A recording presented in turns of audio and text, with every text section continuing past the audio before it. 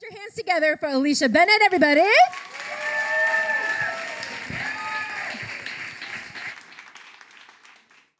South Korea, a country that I love and loathe. Being a Korean adoptee, an identity that I love and loathe. For the first few decades of my life, Korea didn't feel like mine. It was just the place I was born before coming to America to be American. Growing up on Midwestern land that would teach me to hate myself and my Koreanness. The teasing, the othering, and the racism would fuel my self-hatred for who I was and what I looked like. Constantly feeling like an outsider, stuck in a skin that I did not want, that belonged to a land that I didn't believe was mine. But I knew I had to return at some point. I struggled with the decision for years until finally, when I was 32 years old, click, purchased. I bought my first ticket back to South Korea. The last time I was there was on October 24th, 1984, when I was just 3 months old. I stepped outside of Incheon Airport, felt my feet on the ground for the first time on the land that I was born to, the land my ancestors belonged to, the land of my blood, lineage, and roots. This is the land I left over 30 years ago, the same land that my mother, grandparents, and their parents belonged to.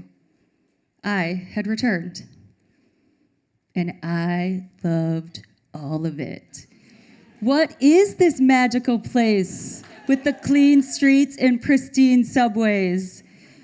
The shiny new high-rises in Gangnam, the centuries-old Gyeongbokgung Palace, the architecture at Bukchon Hanok Village, the army stew, the banchan, and of course, the fried chicken.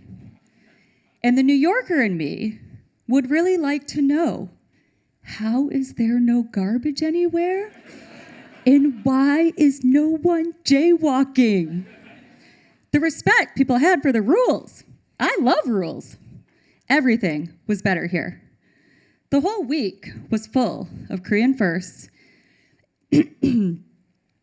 Korean first and Korean joy.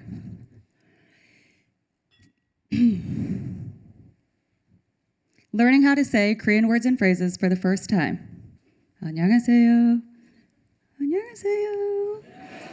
If I say it really fast, they might actually think that I'm from here. Hearing Hangul spoken everywhere. Seeing people that all looked like me. And for the first time, I felt so proud to be Korean. My love for Korea was entrenched in me, bringing me back year after year.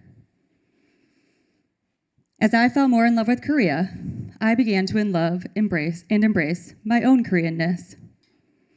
With the help of a lot of therapy, some plant medicine, and my daily dose of Lexapro, I had entered full self-love mode. I love my big Korean face and my small brown eyes and my jet-back black straight hair. I love my half-ass Hangul and my commitment to learn a language that I will probably never be fluent in. I'm finally settled and at peace with who I am.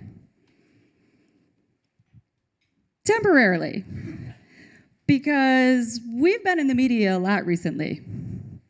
This past September, PBS released a frontline documentary, South Korea's Adoption Reckoning.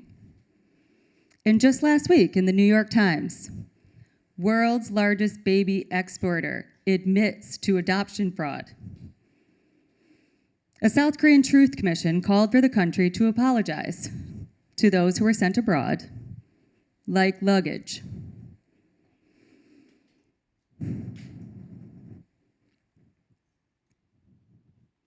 It's not news to me. I'm very aware of South Korea's unethical adoption practices. But every time, it feels so jarring to read or watch something that you were part of. Knowing that you were one of 200,000 plus babies that were forced to leave their country. A country that I know was ravaged by decades of occupation, violence, war, and dictatorship. And one that sold its own children to pull itself out of poverty and strengthen its military. One that left its women and mothers without their children, no choice, loss, and so much shame. And one that left hundreds and thousands of us without our biological families, our homeland, our language, our identities, and stories. The nonstop recent media coverage sucks the air out of me every time. My heart hurts. I'm consumed with grief and rage. And my Korean pride and love for this place, it's gone. But I don't want to be here. I've spent too many years here already.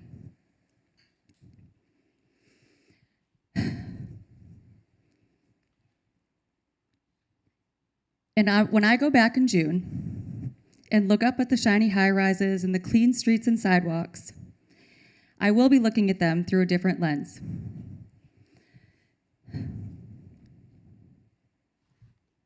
Thank you.